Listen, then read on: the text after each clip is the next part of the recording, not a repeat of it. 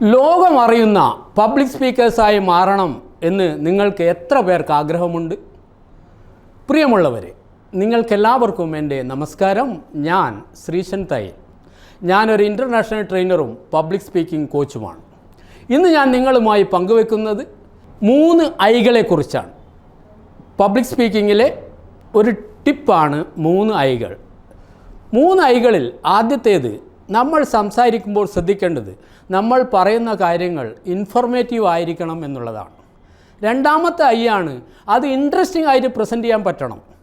അതേപോലെ നമ്മൾ ഓഡിയൻസുമായി ഇൻട്രാക്റ്റ് ചെയ്യാൻ പഠിക്കണം. അപ്പോൾ 3 ഐകൾ: ഇൻഫോർമേറ്റീവ്, ഇൻട്രസ്റ്റിംഗ്, ഇൻട്രാക്റ്റീവ്.